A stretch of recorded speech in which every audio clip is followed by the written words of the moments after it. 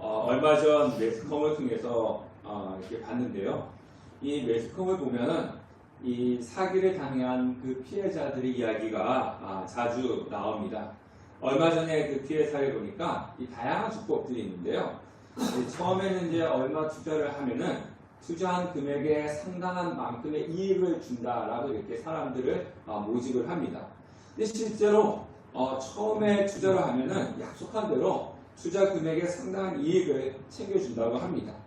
그래서 이 사람들이 계속 이익이 들어오니까 투자를 하는데 시간이 지나면서 더 많은 투자 요금을 요구하고 그때마다 또 꼬박꼬박 그 이익을 주는 겁니다. 그리고 나서 시간이 많이 지나서 신뢰가 쌓이면은 상당히 많은 액수를 요구하게 되고 그때 많은 돈을 투자를 하면 이익금을 주지 않고 종종 가여 감춰서 도망간다라는 그런 내용을 봤습니다. 뭐 예를 들면 이런 거죠. 10,000원을 투자하면 3,000원을 준다. 대단한 거지 않습니까? 처음에 10,000원을 투자하면 3,000원을 준답니다. 근데 이제 처음에는 정말 이만큼 줄까라고 했는데 이제 실질적으로 눈이 보이니까 정말 이것이 거짓말이 아니구나 이렇게 안심을 시킨다는 거죠.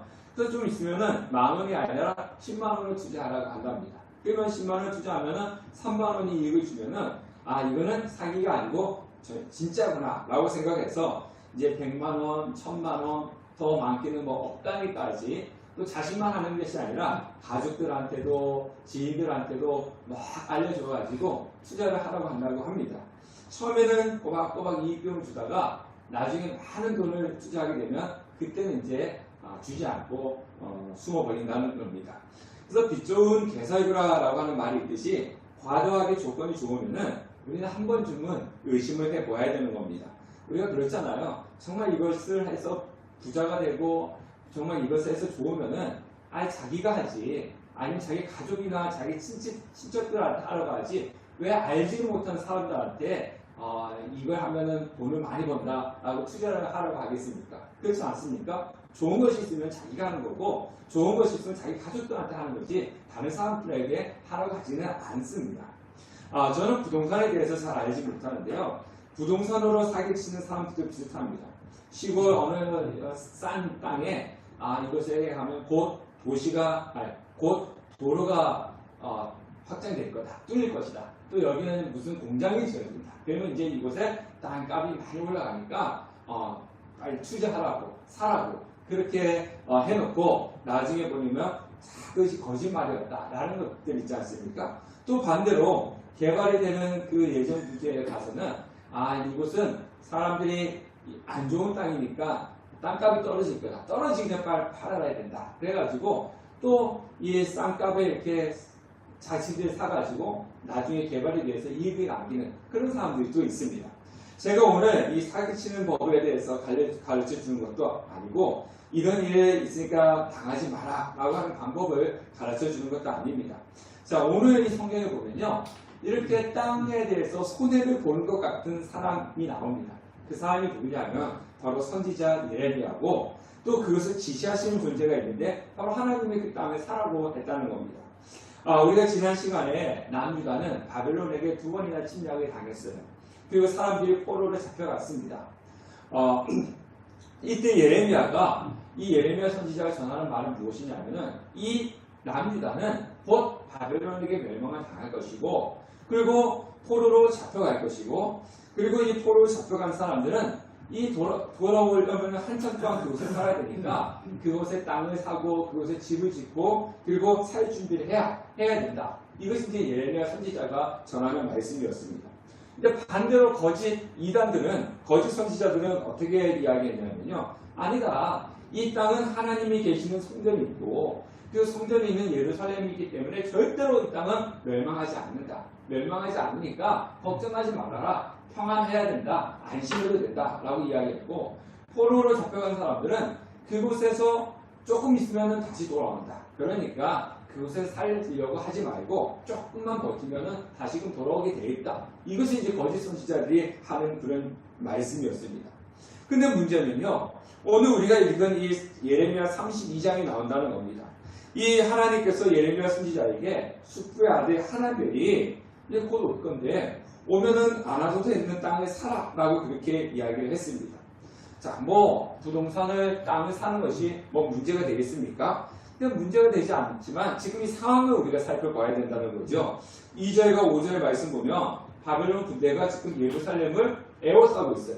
예, 침략을 했어요. 지금 성이 점령되지 않고 성을 지금 바벨론 군대가 에워싸고 있는 그런 가운데 있습니다. 그런 가운데 하나님께서 주신 말씀 뭐냐면 이 바벨론이 예루살렘을 차지하게 될 것이고 이 왕 시드기야는 바벨론 왕에 끌려갈 것이다. 이렇게 예언을 합니다. 그러니까 이 예언을 들었던 왕이 화가 나가지고 감옥에 예레미야를 잡아 넣었습니다. 한번 생각해 보세요. 메시아를 침입을 했으며 지금 나라가 지금 멸망할 그런 위기에 있다면은 그 선지자라면은 어떻게 해야 돼요? 나라를 위해서 기도해야죠. 이 어려움에서 이기게 해달라고 구해달라고 기도를 해야 되고 이 백성들에게는 우리는 거짓 선지자들처럼 이 땅은 멸망하지 않으니까 우리가 힘내서 싸우자, 이기자 이렇게 해야 되는 게 맞지 않습니까? 그런데 이 선지자라고 하는 사람이 이 나라는 곧 멸망할 거야. 너희들 포로로 잡혀갈 거야.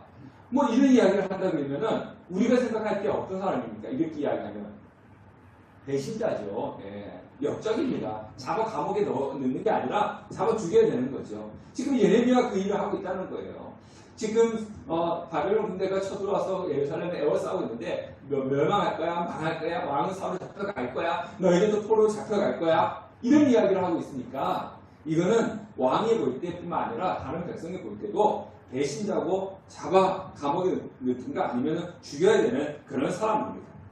자, 그러면 지금 예레미야가 감옥에 갇혀 있는데 면회를 왔어요. 친척 숙부의 아들 하람이라 하는 그 친척이 와서 하는 소리가 뭐냐면 내 땅을 좀 사라 이겁니다. 내 땅을 지금 사라. 자, 나라가 망하기 일보 직전인데요. 나라가 망하면요 그 나라 돈이 가치가 있어요, 없어요? 예, 없습니다. 그냥 종이 조각이에요. 예, 종이 조각이고 그리고 나라가 망하면 그 나라 땅이 의미가 있습니까? 내가 건물을 갖고 있어도 아무런 의미가 없습니다. 나라가 망하면 돈도 땅 문서도 휴지 조각에 불과하게 되는 겁니다. 자, 그런데 감옥에 갇힌 사람을 찾아와서 하는 소리가 뭐냐 하면은 내 땅을 사라 이렇게 이야기를 합니다. 그러면서 성경에 보니까 더 나아가서도 하나님께서 하신 말씀 뭐냐면 너 조카가 올 거야. 그럼 너 그 조카가 하는 대로 그 땅을 사. 하나님께서 이렇게 명령을 하셨다는 겁니다. 오늘 성경에 보면 여호와의 말씀이 임하리라 라고 그렇게 이야기하고 있습니다. 자, 그런데요 그 조카가 와가지고 땅을 사라고 하는 것은 어디냐면 아나돗이라고 하는 곳인데 예루살렘에서 3km 떨어져 있고 이 예레미야의 고향입니다. 자, 고향인데 하는 소리가 뭐냐면 이 뭐 전쟁 중에 먹을 것이 없으니까 경제적으로 힘들었든지 어려워서 그랬는지 모르지만은 당신이 기업을 물을 상속권이 있고 물을 권리가 있으니까 땅을 사라 이렇게 이야기합니다.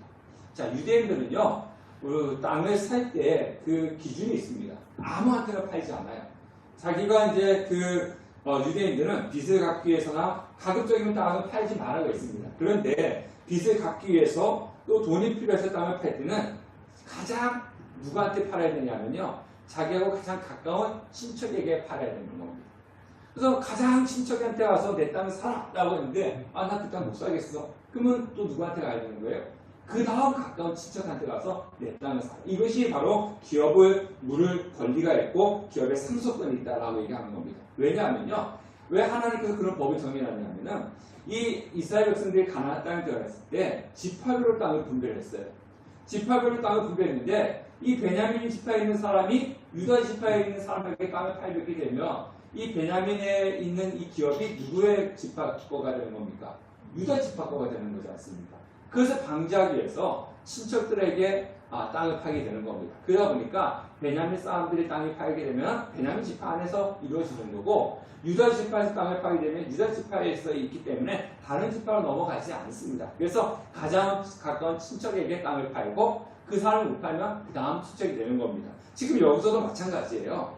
이 숙부의 아들이 와가지고 당신은 우리 친척 중에서 땅에 살 수 있는 가장 가까운 사람입니다. 그러니까 당신이 나는 땅을 팔아야 되겠고 그 첫 번째가 누구냐면 당신이니까 땅을 사라. 이렇게 이제 요구를 하고 있는 것입니다. 자, 그런데요. 앞에서도 제가 말씀드렸지만 지금 상황이 어떤 상황이라고 했습니까? 이스라엘 백성들이 예루살렘 집군에 의해서 포위가 되어서 곧 나라가 멸망될 그런 상황이 눈에 보인다는 거죠. 그런데 지금 이 땅을 팔 때 그 가치 은 17세겔에 이렇게 팔았다라고 이야기하고 있는데요. 17세겔 우리나라 돈으로 환산하면 지금 한 500만 원 정도 된다 그래요. 뭐 땅을 사는데 그 크기가 얼마인지 그 당시에 이게 정말 비싸게 팔았는지 싸게 샀는지 그건 잘 모르지만은 근데 이 정황상으로 볼 때는 그냥 정가에 사고 팔았던 것으로 우리가 보입니다. 자, 우리가 한번 생각해 보세요. 지금 요즘 한반도 정세가 되게 위태위태하지 않습니까? 그래서 우리 나라에 이제 많이 기도해야 돼요. 지금은 북한이 러시아하고 밀착되어 있고, 지금 윤석열 대통령이 나토를 찾아갔니, 지금 중국이 대만을 침략하니, 뭐하니, 이렇게 얘기하는데요. 되게 지금 정세가 안 좋습니다. 우리가 그러잖아요. 러시아하고 우크라이나가 전쟁할 때, 그 멀리 있는 나라들끼리 싸우는데 우리나라한테 무슨 영향이 있느냐? 아닙니다. 지금까지도 그 멀리 있는 나라들끼리 전쟁하는데 우리나라한테 상당히 영향이 있고요. 그 여파가 지금 북한 때까지 가가지고 지금 우리나라에 되게 심각한 그런 상황이 있어요. 그래서 우리는 기도 많이 해야 되는 거예요. 어떻게 될지 모르기 때문에 그렇습니다. 자, 우리가 지금 북한이 쳐들어왔다고 생각해 보십시오. 전쟁이 일어나고 있습니다. 그러면 그런 일이 일어나면 안 되겠지만 전쟁이 일어나면 땅과 집과 건물을 가지고 있는 사람들은 뭐 하는 게 가장 좋은 방법이겠습니까? 전쟁이 일어날 때 팔아버리는 거예요. 팔아서 금으로 바꾸든가 아니면 우리나라 돈 말고 달러로 바꿔가지고 해외로 투표하는 게 제일 좋은 방법입니다. 네. 전쟁이 나서 이 나라가 많이 북한한테 점령을 당하면요. 내가 갖고 있는 집이 뭐가 필요하겠습니까? 다 뺏기는 거예요. 우리나라 돈 뭐가 필요합니까? 종이 조각입니다. 그래서 금과 그러면 안 되겠지만은 금이나 달러로 바꿔갖고 해외로 투표하는 것이 가장 자기한테 이익이 되는 거죠. 그런 일이 또 벌어져도 안 되고 우리는 그렇게 해서도 안 됩니다. 자, 집을 사봐야 전쟁으로 집이 무너질 수도 있고 건물이 무너질 수도 있고 내가 죽을 수도 있기 때문에 그렇습니다. 자, 그러니까 예레미야의 숙부가 지금 이 나라가 망하기 전에 자신이 가지고 있는 땅을 팔아버려서 그래서 돈으로 바꾸는 거 가장 현명한 방법 중에 하나입니다. 반대로 예레미야가 땅을 사는 것은 맞지 않습니다. 특히 자신이 예루살렘이 멸망할 것이라고 예언해놓고 왜 밭을 사는 겁니까? 자신의 예언대로 예루살렘 성이 멸망한다면 가지고 있는 밭도 팔아야 되는 겁니다. 자, 그런데요, 예레미야를 싫어하는 사람도 있었잖아요. 거짓 선지자들이 있었고 종교 지도자들의 눈에는 예레미야가 밭을 샀다?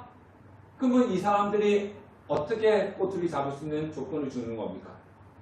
야, 네가 지금 나라가 멸망한다고 그랬는데 왜 땅 사? 너가 땅을 산다고 하는 이 자체는 네가 한 말이 맞다는 거야, 틀리다는 거예요? 틀리다는 거지 않습니까? 그죠? 너가 예언했잖아. 너가 하나님의 선지자라고 예언했잖아. 이 나라가 멸망한다고 했는데 너가 지금 땅을 산다는 것은 곧 이 분위기를 혼탁하게 만들어서 땅을 사서 너가 한몫 챙기려고 하는 거 아니야? 너가 그렇게 말한 것은 거짓말이야. 너가 하나님 말씀이라고 예언한 건 거짓말이다. 이렇게 비밀을 줄 수 있다는 겁니다. 자, 우리 13절, 14절 말씀을 다 같이 한번 읽어보도록 하겠습니다. 시작. 그들의 앞에서 바룩에게 명령하여 이르되 만군의 여호와 이스라엘 하나님께서 이와 같이 말씀하시기를 너는 이 증서 곧 봉인하고 봉인하지 않은 매매 증서를 가지고 토기에 담아 오랫동안 보존하게 하라. 자, 예레미야는 그 당시 시세에 따라 땅값을 지불했어요. 그런데 오늘 성경에 보니까 그 계약서를 쓰는데 두 개를 씁니다. 하나는 봉인되었고 하나는 봉인되지 않은 그런 매매 계약서를 쓰고 있는 거죠. 자, 그러면 우리가 왜 하나님께서는 예레미야에게 이 땅을 사라고 하셨을까요? 그것도 헐값도 아니고 정가에 사라고 했을까요? 우리가 이제 그것을 살펴보아야 되는 것입니다. 자, 하나님께서 왜 예레미야에게 정말 이 땅을 사라고 했냐 하면 그거는 하나님께서 이스라엘 백성에게 주신 말씀이 있었다는 겁니다. 약속이 있었다는 겁니다. 그 약속 때문에 이 밭을 사라고 했다는 겁니다. 자, 15절 말씀 또 읽어보겠습니다. 시작. 만군의 여호와 이스라엘 하나님께서 이와 같이 말씀하시니라. 사람이 이 땅에서 집과 밭과 포도원을 다시 사게 되리라 하셨다 하니라. 자, 지금 상황 같은 경우는요, 이 예레미야가 땅을 살 때도 정가가 100만 원이라면 지금 전쟁이고 이런데 내가 100만 원 못 사겠다. 50만 원에 팔아라. 아니 10만 원을 팔아라. 그래도 살 수 있는 상황입니다. 네, 살 수 있는 그런 상황이에요. 만약 예레미야가 그 땅을 샀다가 다시 내가 100만 원 샀는데 내가 손해보고 10만 원에 팔게 해도 살 사람이 없는 그런 상황입니다. 자, 그러니까 이 땅은요, 한 푼의 가치도 없는 그런 땅이라는 겁니다. 자, 그런 땅인데 하나님께서 이렇게 사라고 하신 그 이유는 뭐냐면 지금은 이 나라를 멸망하지만 나중에 반드시 어떻게 된다고요? 회복하게 될 것이다. 멸망하지만 멸망한 걸 끝나는 것이 아니라 다시 이 땅은 회복될 것이다. 그 하나님의 약속을 보여주기 위해서 예레미야에게 이 땅을 사라고 하신 것입니다. 그날이 언제입니까? 70년이 지나고 난 이후에 포로가 다시 돌아오고 그래서 이 땅에 다시금 하나님의 너희들이 이 땅에서 다시금 나라를 세울 그 날이 올 것이다. 하나님께 약속하셨다. 바로 그것을 보여주고 있는 것입니다. 자, 그렇게 되면 70년이 지나면 어떤 일이 벌어지겠습니까? 이 예레미야가 이 땅 밭을 샀는데 이것이 지금은 무용지물이지만 나중에 그것은 가치가 있고 지금 산 것보다도 더 비싸게 팔 수 있는 그런 땅 가치가 있는 날이 올게 된다는 것입니다. 물론 그렇다고 해가지고 이 지금 예레미야가 땅 투기하는 건 아니에요. 지금 사가지고 70년 뒤에 더 비싸게 팔려고 하는 것은 아닙니다.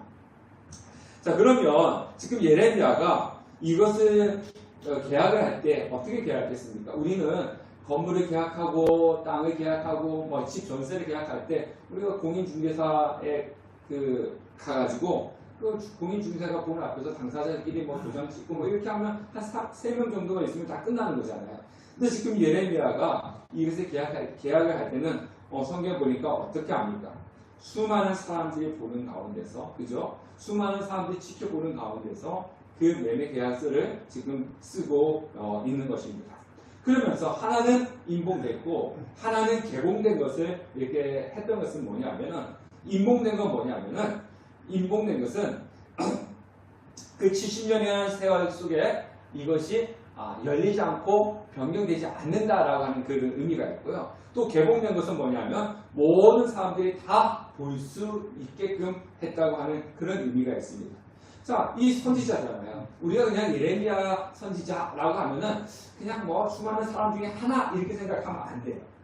이 예레미야 선지자가 말 한마디 한마디 할 때마다 그 모든 사람들, 이스라엘 모든 사람들이 어떻게 되냐면요, 9시 뉴스처럼 관심을 갖는 거예요. 그러니까 예레미야 선지자가 한마디 하면은 지금은 따지면 9시 뉴스에 나오는 거예요. 그 예레미야 선지자가 어디 가서 무엇을 했다 그러면요, 9시 뉴스에 다 나오는 거예요. 우리가 뭐 9시 뉴스 보면은 요즘은 8시 뉴스도 있고 9시 뉴스도 있지만은 뭐 대통령이 뭐 어디 갔어 무슨 말 한마디 했다, 온 국민이 다 알잖아요. 지금 예레미야 선지자가 하는 말과 하는 행동은요, 그런 파급 효과가 있다는 거예요. 모든 사람들이 다 어디에 집중하고 있느냐? 예레미야 선지자가 집중하고 있어요. 근데 예레미야 선지자가 지금 땅을 계약하고 있지 않습니까? 땅을 지금 사고 있지 않습니까? 그러면 그 예루살렘 성 안에 있는 모든 사람들이 다 어떻다는 겁니까? 보기도 했고 알기도 하고 그래서 수많은 사람들이 증인이 되는 거고 그 소식을 알게 됐다는 겁니다. 자, 그러면서 결국은요, 모든 사람들이 다 알게끔 하기 위해서 지금 이 매매 증서를 쓰고 땅을 사고 팠는데 그러니까 이 매매 증서는 곧 뭐가 되는 것이냐? 하나님의 약속의 증서가 된다는 겁니다.